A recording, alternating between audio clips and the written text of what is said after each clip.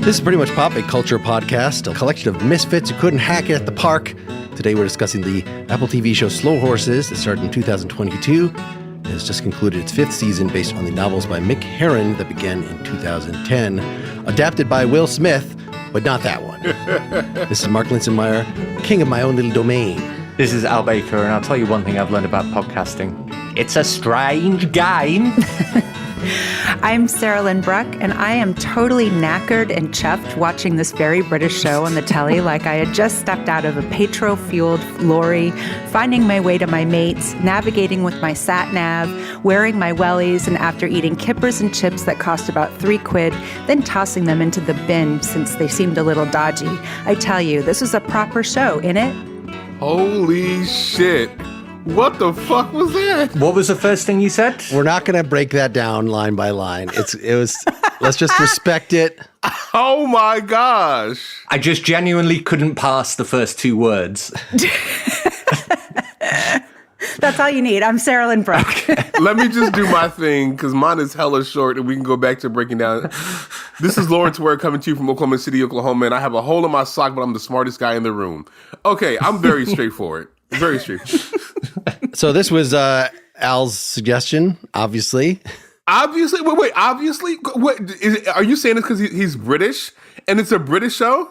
I wasn't even the first person to suggest doing this. I think we've all been saying that we love this show for ages. And yeah, get out of here with this, obviously. I watched Slow Horses from the beginning. Don't start with that. All right. And Sarah, you had... That's racist, Mark. You had also been doing this on your own time, Sarah, right? So this is not 100%. Yeah, no, we've been watching it since the beginning. The downside of not having anybody who just like, I haven't been watching this, I have to catch up and watch all the seasons right away, is there's nobody who has all of it fresh. So... Oh, no, I watched it all from the beginning over the last few days. Okay, all right. I love this show. See, the British guy is the one... There you go. The British guy is the one who had to binge it. Us Americans have been watching it since the beginning. I've also watched it from the beginning. I've seen it like 3 times all the way through now. Wow. I love this show. And season 5, didn't love that one. But I'm talking about since the beginning of the show for years now. Yeah. Al did that in a week. So thank you. And in addition, 5 seasons of TV was not enough for Al, that he has insisted that this is a spiritual sequel to the novels of John le Carré. How do you pronounce it, given that he's John le Carré. Okay. I'm an English Frenchman. Wait a second, Mark. Do you not know who that guy is? Are you serious? The spy who came in from the cold? Everybody's read those books. Slow Horses is one of my favorite kinds of story, and it's the spy thriller in the tradition of John le Carré, as opposed to in the tradition of Ian Fleming and even Alfred Hitchcock, right? We're talking about there are action spy thrillers which are excellent and cerebral and like very worthwhile.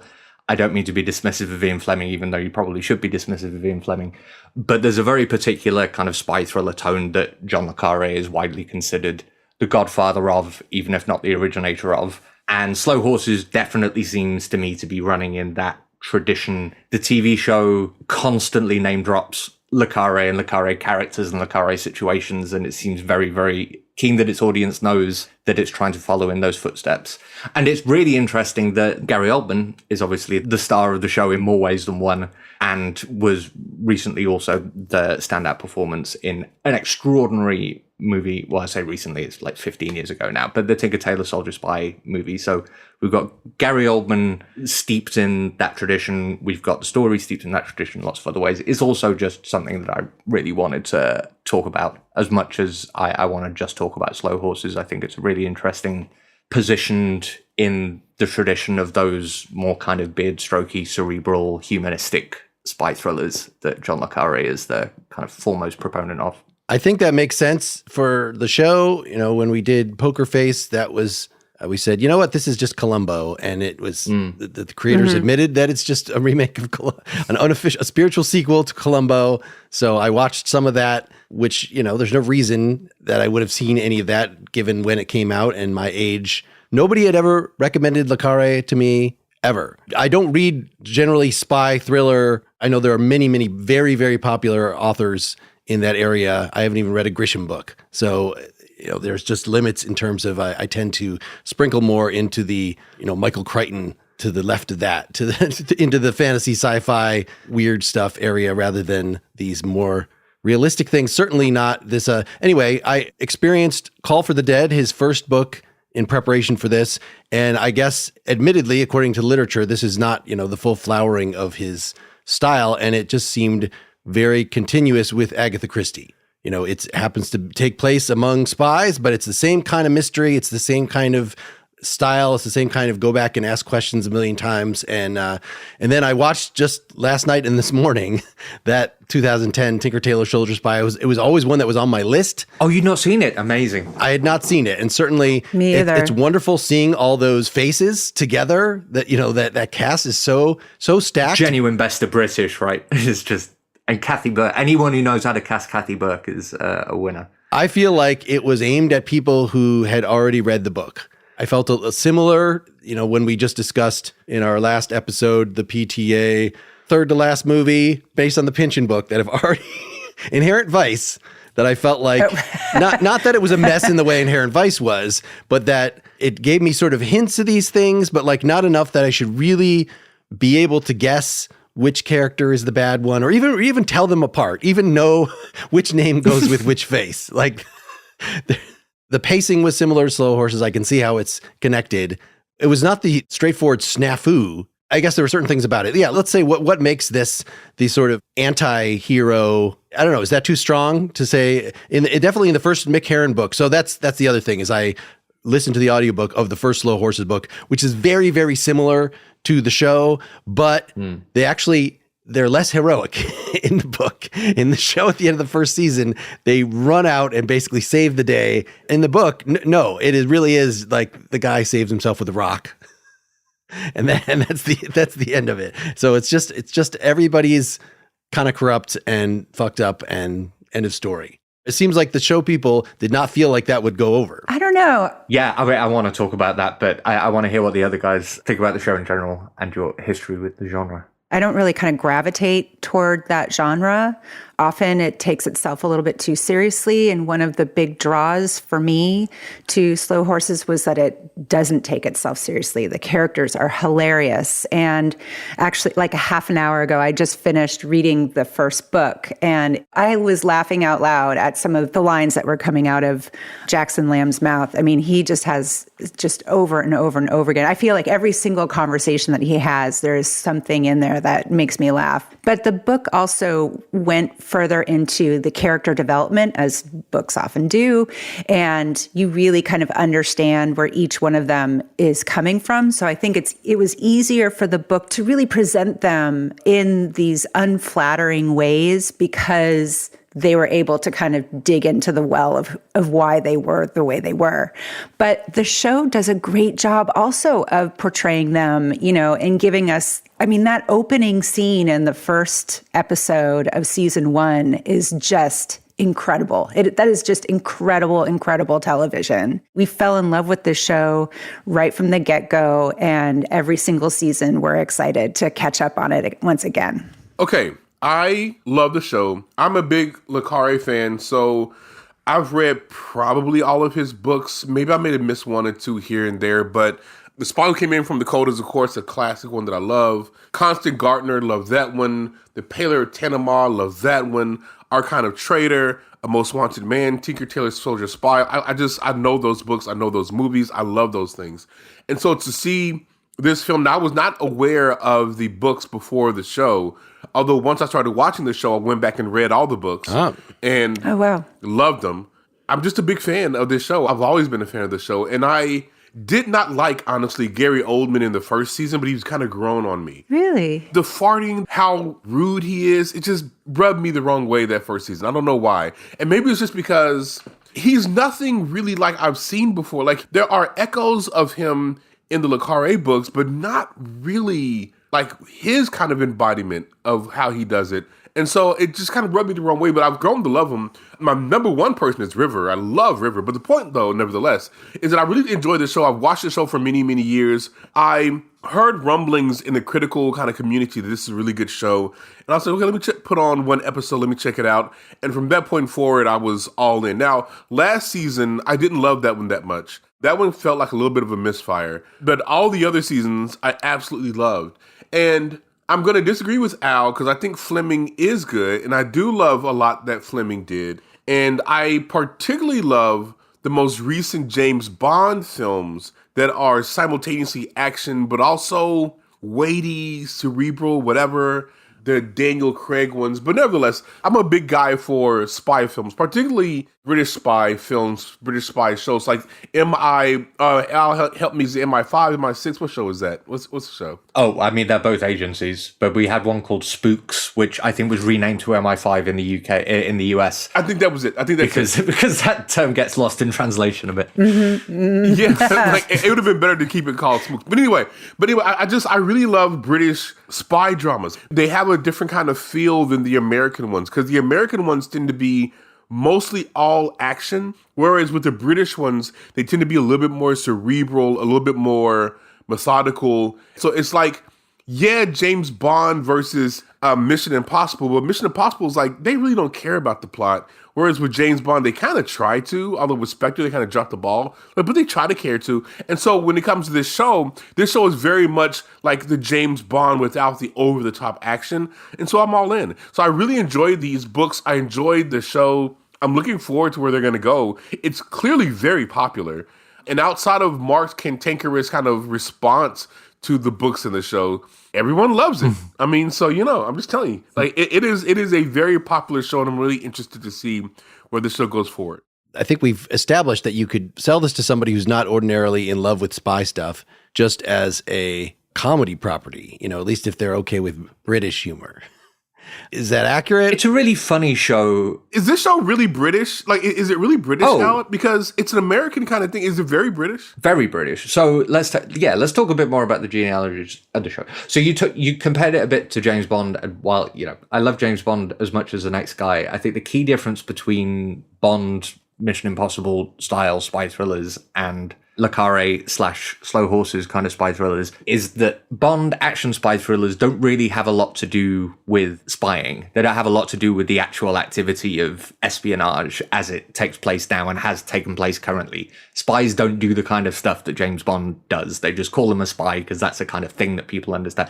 Previous versions of the James Bond story would have been like a soldier or a pilot, like Dan Dare comics, something like that. It's just someone who has a job that you can kind of label in the action hero kind of space. Whereas shows like Slow Horses, movies like Tinker Tailor Soldier Spy are about the business of espionage and what that's like and what it says about, politics and state power and humanity and all the rest of that stuff. So that for me is the key kind of difference. And I think shows that do that kind of have a British footprint on them anyway. It feels like very much our kind of thing. And I think that could just be because of the history of people like Graham Greene and Le Carré and others. But it also seems there's a kind of special place culturally that Britain had in the middle of the 20th century, like during the Cold War, which made us very apt to kind of birth this kind of literature. We were post-colonial power. We were, in hoc politically to the United States on all things. For the United States, it was a moment of great optimism and jingoism. But in the UK, it was about, imperial and industrial decline.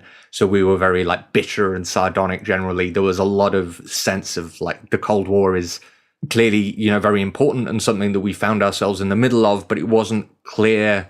One thing that runs through all of Le Carré's work is that the people involved are people who began working for the intelligence services during the Second World War when they were fighting Nazis. And it was very, very easy for them to get up in the morning and do the difficult thing because they knew exactly who their enemy was and why it was important that they were defeated. In the Cold War, everything is a lot less clear, a lot more murky. It still feels urgent, but is harder to kind of deal with uncritically. And that's the kind of core. And that also runs into Slow Horses. Right. In Slow Horses, you have a cast of characters, all of whom are, ideologically very on side with defending liberal democracy against the things which threaten it. That's clearly what motivates them all. They all want to do a good job. They've also all got egos and problems and whatever they get in the way of that. But what's getting in the way of them doing that job is, in the Le Carré era, it would have been the moral ambiguity of the Cold War. Now it's the failures of the British state more generally, the kind of political weaknesses of modern democracy, the kind of weaselly politicians, and in the eyes of the show, the kind of soft bureaucracies that are just getting in the way of, quote, real espionage work as embodied by Jackson Lamb. And to that extent, there's something really interestingly kind of conservative about the show and very like paleo outlook almost, because the hero of the show is the guy who like no one would want to be in charge of anything. But he's the hero of the show because he's standing up against this kind of wimpy, foppish bureaucracy. It's a really good, I think, ultimately great modernization of the same kind of genre of show because it very eloquently switches out the thorns in the side of the intelligence community. It updates those very eloquently for a modern age. That was great. It made me think of, I looked up the quote about Moscow rules versus London rules. Yeah. They said Moscow rules meant watch your back. London rules meant cover your arse. Let's stop for just a second and talk about our sponsors. Billion-dollar brands don't just happen. From skincare to shapewear, Kim Kardashian created her own rules of business. And now, for the first time, she's teaching exactly how she did it. In her new class on Masterclass, Kim reveals the methods and mindset that built her empire. You don't have to be famous to learn from her. You just need the drive to create success on your own terms. In this class, you'll learn how to build a brand people can't stop talking about. Use your story as strategy. You are the product. Make your visibility part of the value. Define yourself first. If you don't set the narrative, someone else will. You'll find out how to price your worth, protect your value, and ask for what you deserve. How to turn mistakes into marketing and keep control of your story when things go wrong. Why reinvention isn't risky, it's required. Kim shows you how to evolve and stay relevant no matter what. The new rules of business, the 10 Kim Mandments, is available exclusively on Masterclass. Masterclass always has great offers during the holidays, sometimes as much as 50% off. Head over to masterclass.com/pretty for the current offer. That's up to 50% off at masterclass.com/pretty. Masterclass.com/pretty. Why not get Surfshark VPN for your loved one for a holiday gift? Let me tell you why your loved one needs a VPN, a virtual private network. A VPN hides the location of someone using a computer or other electronic device so that the sites that are being visited, so that the government, so that the internet service provider does not know where and therefore who is doing the web browsing. Do you want all these entities to have the personal information and browsing history of your loved one? I think not. Perhaps more importantly, a VPN encrypts all the data, all the credit card numbers, all the passwords that are flying from your computer, from your phone to these various websites. You don't want all the companies and the bad people that are breaking in and recording the traffic, say on a public Wi-Fi network, which does happen. You don't want all those people to have your loved one's very private data, do you? I think not.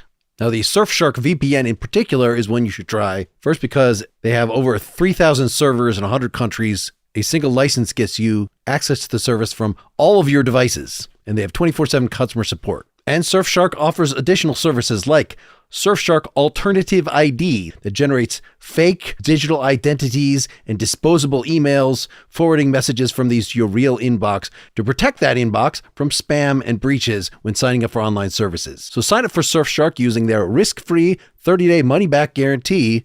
Secure your privacy with Surfshark. Go to surfshark.com/PMP for 4 extra months of Surfshark. If you can't remember that URL, just check the show notes.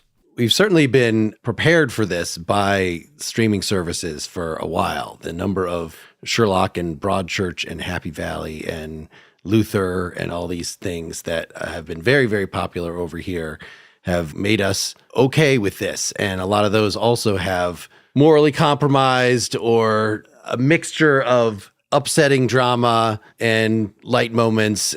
I probably watched more of those than I have watched American cop shows, which I find kind of boring at this point. I can't think of one.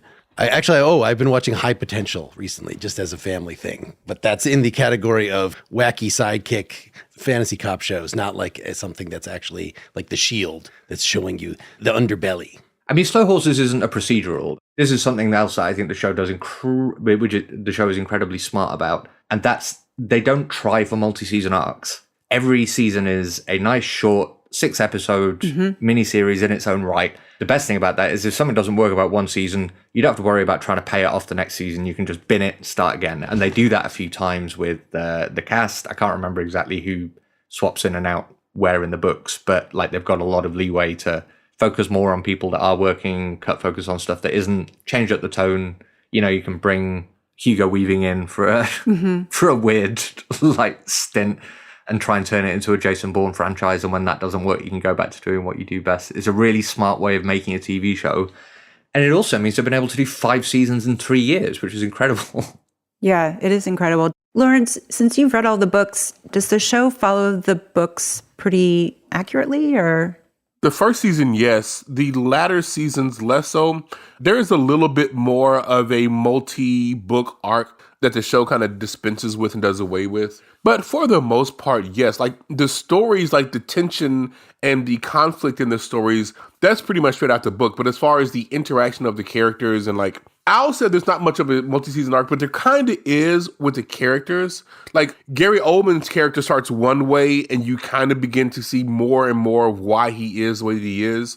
So that's a little bit of an arc. And he just mentioned it. So the Hugo Weaving thing, I probably shouldn't say what's going on. But anyway, the Hugo Weaving thing, that's a little bit of a multi-season arc thing, but it's not really. Anyway, so there's a little bit of that, but the show is pretty good at kind of dispensing with all the stuff that kind of doesn't work. Because there are books, honestly, I like the books, but I don't love the books. I love the show far more than I like the books. And so the show does a really good job of taking what really works from the books. Like in series 5, it test drives something that I kind of didn't like. But other than that, it does a really good job of taking the stuff that works in the books and dispensing with the stuff that doesn't work in the books. And that's really smart, I think. And this Will Smith guy, I don't know anything about this. Do you guys know who this person is? Because I was not aware, and Al did this kind of British smile thing that he does. So he knows something about him, apparently. But I don't know who this guy was, because whoever he is, he's very good. Al, who is this guy?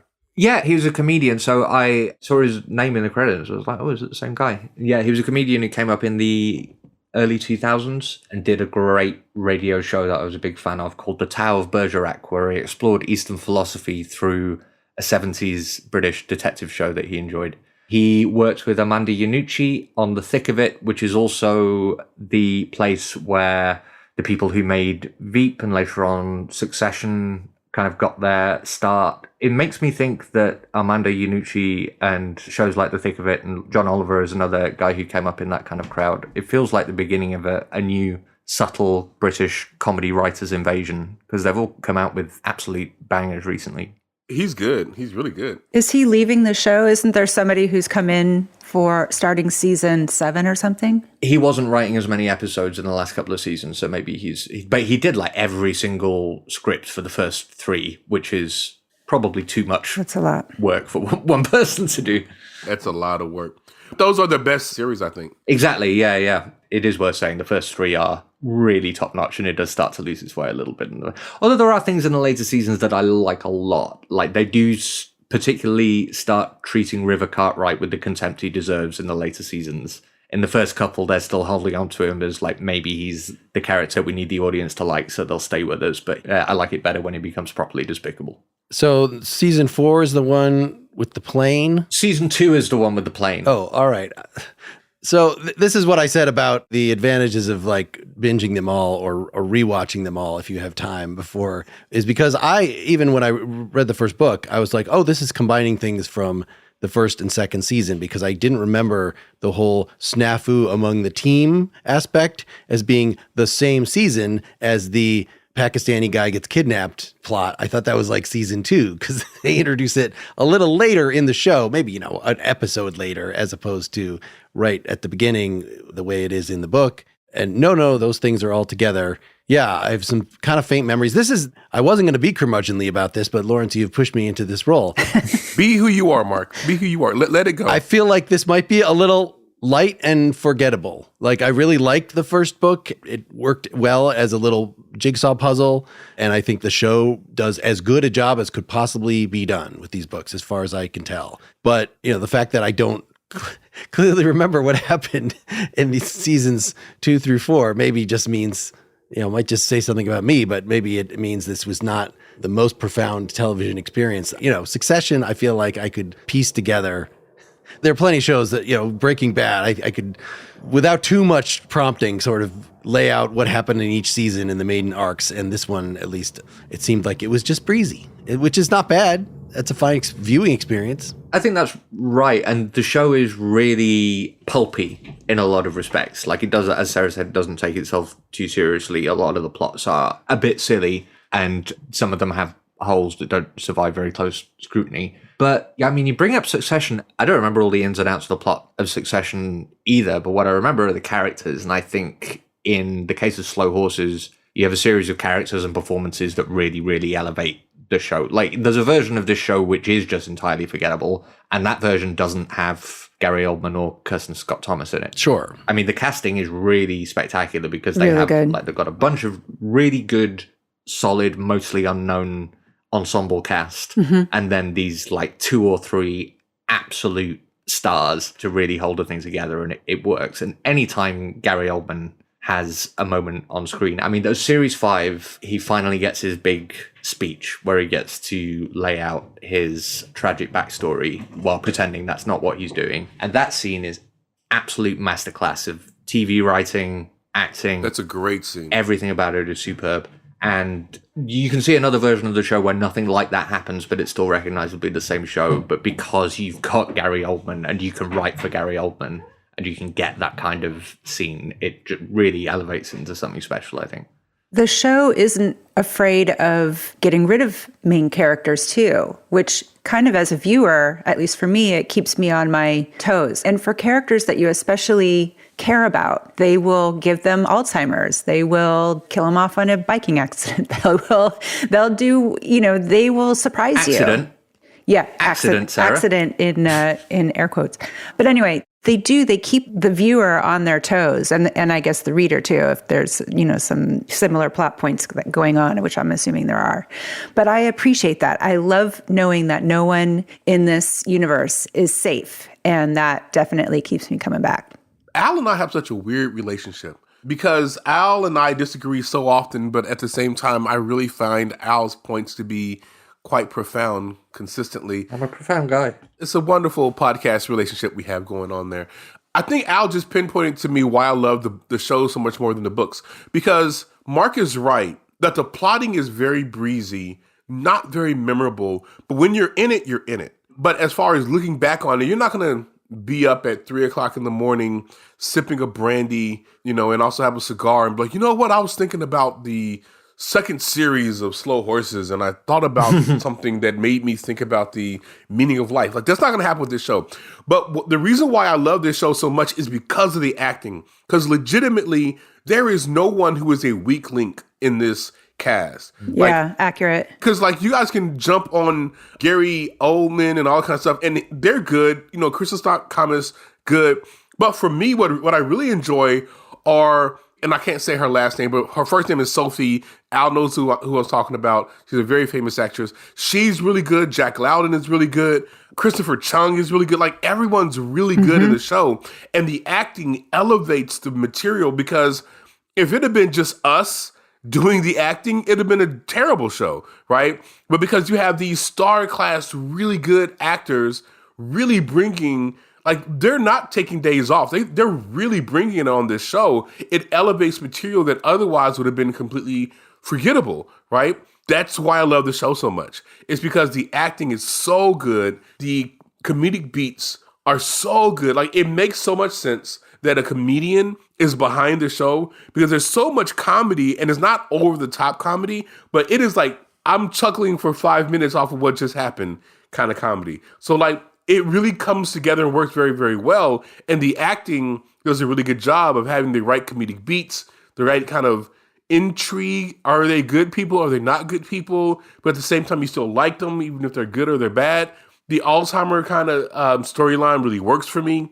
I think that Al pinpointed, well, that's what it is. I was trying to figure out why I like this show so much, and I couldn't figure it out because Mark is right that the plotting is not great. It's good, but it's not great. It's the acting. The acting is so much better than it deserves to be. That's what it is, Al. You pinpointed it perfectly. The show's just very clever about a lot of stuff it does. So the fact that it's 6 episodes means a breezy plot can carry Very it. smart. You're in and out. You're in and out, yeah. If that had to support like a 24 episode season of TV, there would be terrible. dead weight It'd be all terrible. over the place. Yeah. Yeah. Or even 8 episodes. I used to think that 8 episodes was like easy 12 in and out. would be too many. But like Yeah. 6 is perfect. You're right about that. Because I didn't like the last series, although that one speech you said was really good. I didn't like the last series, but it wasn't a big commitment. It's 6 hours. You're in and out. Yeah, here's looking at you, 24, that I've actually started to watch some of the seasons of that I had never seen before. But it is a slog for It is a slog. Very similar kinds of plots. In the moment, it was so good, though. In the moment, back 10 years, 20 years ago, it was so good, though. Back when we all needed a post 9/11 revenge fantasy, it was great.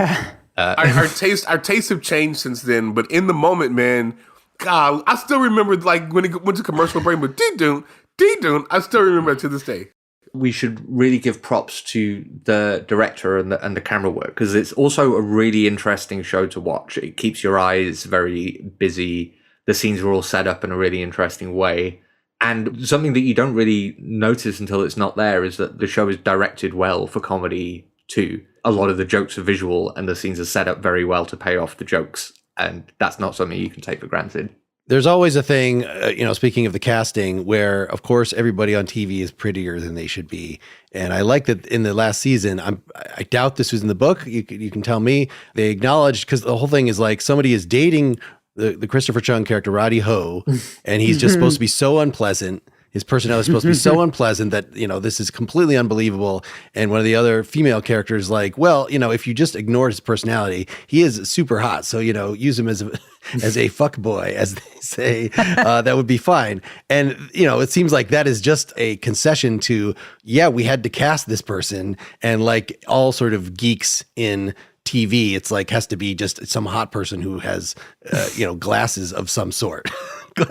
So character glasses to make them less attractive. That's not in the book. That's definitely a TV thing. Yeah, and I read somewhere that Christopher Chung, in his spare time, is a personal trainer.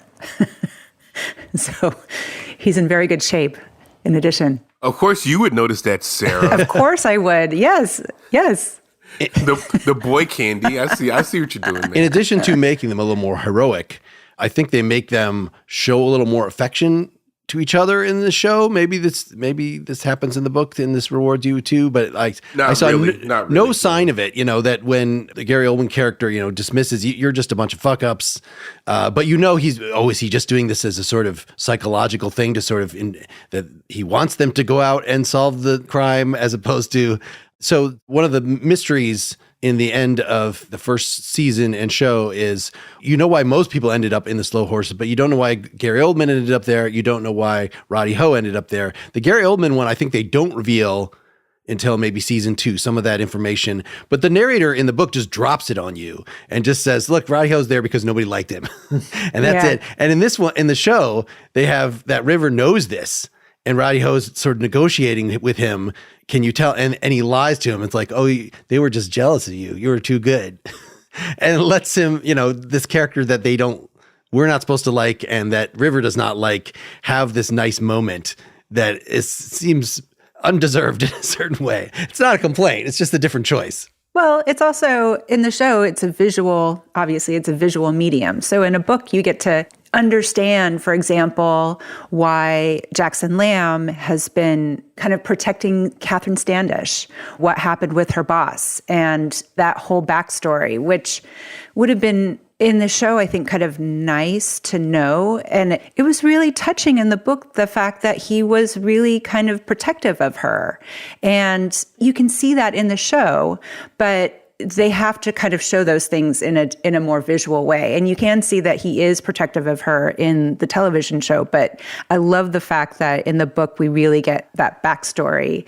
In fact, when I first watched the first season, I thought maybe she was widowed or something, that's what they were talking about. But it was only after I actually sat down with the book that I realized they were talking about her previous boss and that she was sort of the Moneypenny character, to his James Bond, basically. Are there other things, again, sort of book versus show, or the evolution of the show for those that have experienced more of it? And we can get to the recent season, but I don't want to skip over the ones in the middle just because I don't remember them very clearly. I know they tell more about in the first book, about Rivers and his mother, like what his situation is with, and that is the, as far as a character thing and this Alzheimer's thing that we've been talking about, is his grandfather is like an ongoing thing, which I'm not sure how I felt about the way that it was dealt with in the most recent season, in the like confused grandfather calling to divulge crucial information, which then he sort of stumbles because he can't remember in the middle, but they sort of receive it, or maybe they don't receive it. It seems a little ham-handed. Yeah, it was a little ham-handed.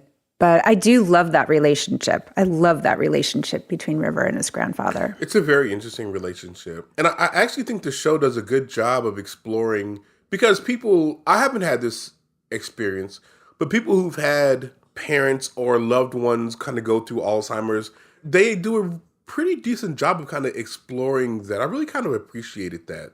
And yeah, it's kind of ham-fisted, and yeah, it's spy adjacent and blah, blah, blah. But still, at the core of it, their relationship is really kind of sweet, and there's clearly some affection that River has for him. I thought that was a little bit of some depth there in the show that I kind of appreciated it. It's treated sensitively, but ultimately it's there for plot purposes, because you got to have the great scare where it seemed like he'd accidentally shot River in the face, and they're already setting up the Alzheimer's is making him kind of half remember things unclearly, and there are still some big, conspiracies to be resolved, and I'm sure that his memory will play a big part in that. Definitely, but still, even though it's definitely a plot point, they still treat it with tenderness, and I kind of appreciated it.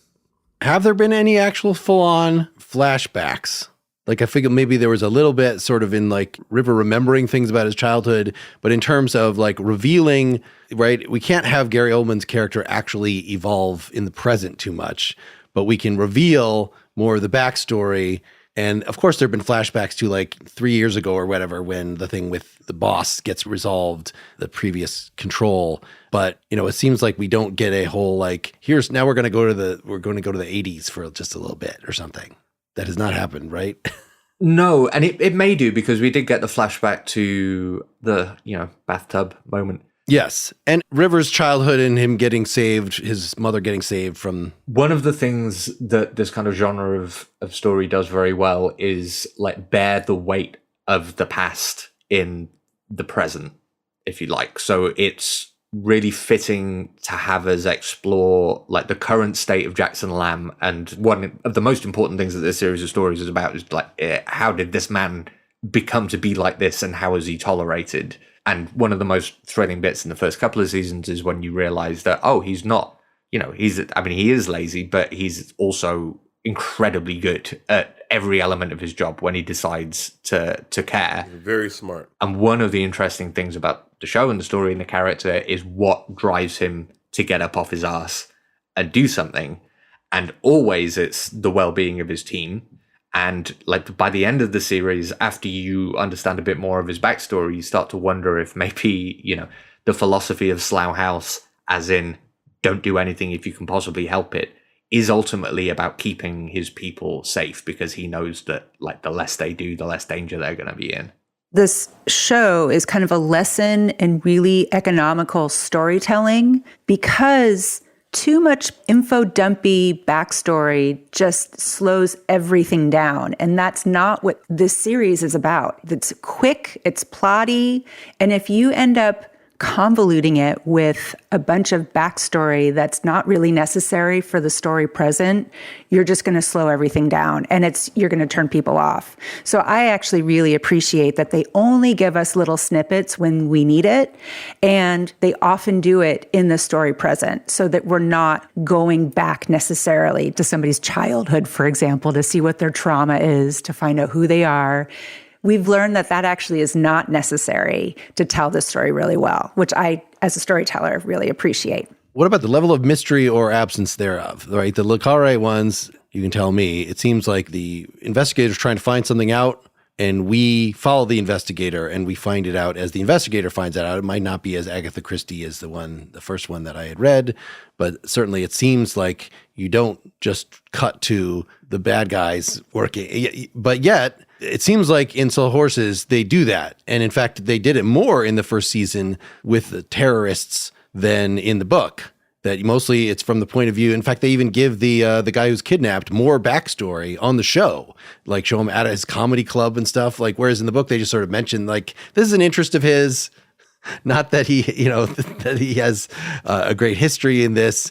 And you spend time with them, but then there's still things that are revealed, right? Okay, somebody among the terrorists is a mole. So we sort of find out these things as the plot moves along. And it seems like that is sort of the rule that, again, in the most recent season, we see a lot of the bad guys doing their plotting. Like, we don't know what their ultimate plan is. Like, so that's a thing to find out.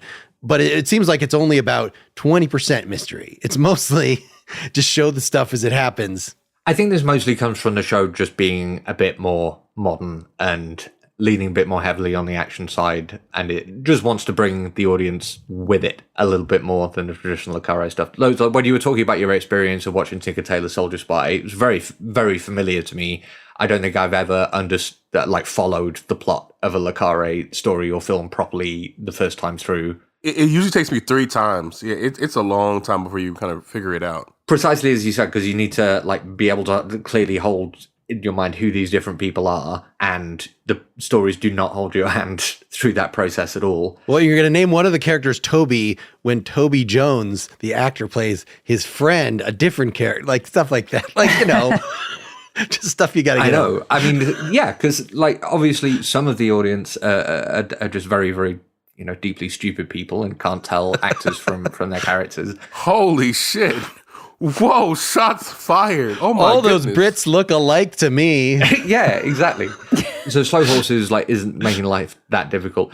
Throwing back to Andor, which we saw recently, that is kind of more in that vein. Like Andor is doesn't want to hold anybody's hand, and that's more of a kind of Le Carré thing. Andor is actually very much a Le Carré kind of story in space. I never thought about it like that, but it very much is. The Le Carré stories are much more a mystery being unraveled and coming together, like a lot of the time. There's always a twist. So you started with Call for the Dead, and that's absolutely the wrong place to start. Sorry about that, because you're right. It's just a murder mystery story where the detective is a spy, and that's not what the later Le Carré stories are about usually at all. It's unraveling of intrigue and exploration of the personal cost involved in that intrigue is kind of stock in trade. So you will very, very slowly reveal a mystery will come together, the intentions behind the people who set the mystery in motion will come together, and at their best there's an incredibly satisfying twist that will undermine your whole understanding of the story so far. All those things are there in Tinker Tailor Soldier Spy, but you have to watch it a couple of times to get them. I will defend my chronological approach just because I got to know who Smiley is, the main character. They just say in the first book, here's his history, here's how he got this way. Okay, now I went into Tinker Tailor Soldier Spy knowing who Gary Oldman's character was in a way that I would have just not known at all. But I think what Mick Herron's doing in Slow Horses, which is different, and which is probably why we fall in love with the characters more in this series, is because often the audience knows a little bit more than some of the characters do. Like, we can be one step ahead of certain characters after we've learned something, after we've been looking over the shoulder of Jackson Lamb, and then we go over to Catherine Standish's character and we know something that she doesn't know, and then we come back to River and we know something that he doesn't know. And, sure, there are things that Mick Herron leaves out for us and for us to learn later. But I think part of that is that it gives us those stakes. We now have a stake in how these characters are going to behave, and we're glommed on to exactly what they're going to be doing based on the information that we know that they may not know. So I guess it's a recommend if we're... All right. I mean, from everybody but you, Mark. It's absolutely a recommend. It's a strong recommend. It's a good show. Absolutely. The strongest thing, this is not a profound statement, is things based on books have to actually have a plot and have direction and be going somewhere. And we all learned that in a very painful way from Game of Thrones. that when they ran out of books, oh, well, I guess let's just wrap it up however we can. It seems like there are more books to get through, and this will stop when the books stop. It better stop when the books stop. Are we going to say from the world of slow horses? You know, we're going to get spin-off shows. This is not that kind of thing. I don't think they'll do that kind of stuff. Well, Gary Oldman has publicly said that he will play this character. He will play Jackson Lamb as long as people will let him play him, which is great. Yeah, he should be allowed to. He's got full national treasure potential as Jackson Lamb. He's really good. I mean, honestly, Gary Oldman, do we really appreciate that guy? Like, he is so incredibly good. In my house, we appreciate Gary Oldman. I think people know that, Lawrence. No, I'm telling you, man, like, the first time I saw Gary Oldman, oh my gosh, what was it? It was like a 90s movie, and he was playing like a drug dealer, and I had no idea. And he had like a Which black drug dealer? He's played a lot of baddies. But it was the one with it had Brad Pitt in it, Christian Slater. Tarantino wrote it. Yeah, directed by Tony Scott. I forgot the name of the movie. Sarah's gonna find it for me. I'm looking at. He plays like a black adjacent. He has like dreads in it. He's like so weird, and you would never know that that guy is from England. He is like a top-notch tea drinking biscuit ass England guy. I'm so impressed with Gary Oldman. Like, I don't know what he can't do. True Romance is the one where he had the dreads. That's the movie. Yeah. I thought you were talking about him in The Professional, which I believe that's the one where he's like inhaling drugs in a very dramatic way. No, not that one. But the thing is, like, one thing he can't do is stay married. That dude's been married I don't know how many times. It had so many partners. Like, he sucks at that. But as far as acting... Or he's really good at it. He's good. Oh, yeah. Maybe that's what it is. But no matter what, like, that dude is really good. He's a great actor. He is really one of our treasures, man. He is so good. I don't know if people appreciate him as much as they should. Yeah. No, he's amazing. Like, the one thing that stands out about him is he refuses to acknowledge how good he is. If you ever see him talk about his own work, he's one of those guys who would like, hey, he will never accept that he did a good job in anything that he's done. Because this show would not work without him. Like, it has to have him as the fulcrum. Mm-hmm. And he does such a wonderful job of bringing so much life to this show. I could not rave about him enough. I was so impressed with him. I don't know if I remember Rosencrantz and Guildenstern Are Dead as being the best film ever, but I do remember that Gary Oldman and Tim Roth should just be forced to be in things together. That they are sort of equally weighty British presences, I feel. It's a terrific stage play that I think any filmmaker would struggle to adapt for the screen. I don't think it's anybody's fault that the film version of that wasn't great. Anything else in terms of expanding this or future, whatever, anything like that? Final thought, I think I've detected a growing interest in this genre of spy thriller as we begin to enter maybe a more interesting phase of historical geopolitics. I don't know if this is just my imagination, but it does seem like there have been a kind of upsurge in more politically minded thrillers, at least in terms of TV shows. I think Slow Horses is the best example of that recently, but I think we're going to see a lot more of it. Lawrence, you had some critical things to say about the recent season. I thought it stuck the landing pretty well. I, like the Battlestar Galactica guy and his... I don't want to give away the end of it, but the way things turned out with that little unbelievable, you have to do certain things, like if River is going to stay on the show, for instance.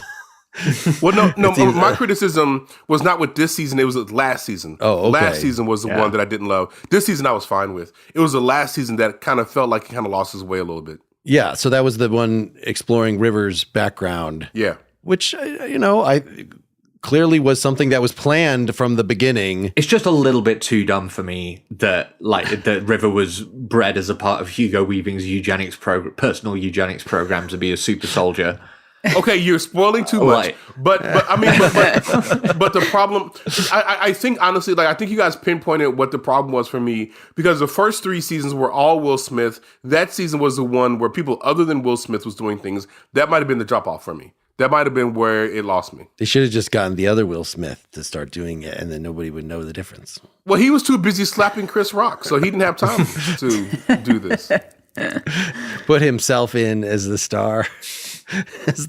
We're going to rewrite the book slightly. We're going to introduce this new character who comes in and solves everything. Yeah, he's going to be owns Jack the Lamb, everybody. except he's not going to be stinky or smelly or cursed at all. Nor is he going to be British. He's going to be a black person from Philadelphia. Cheesesteaks for everybody. That seems a good sentiment to end on. Thanks, everybody, for hanging out. Thank you, guys. See you soon. Bye. Thank you. Bye. Bye, guys. Bye, guys. Pretty Much Pop is part of the Partially Examined Life podcast network. Get more Pretty Much Pop at prettymuchpop.com. Get bonus content for every episode at patreon.com/prettymuchpop.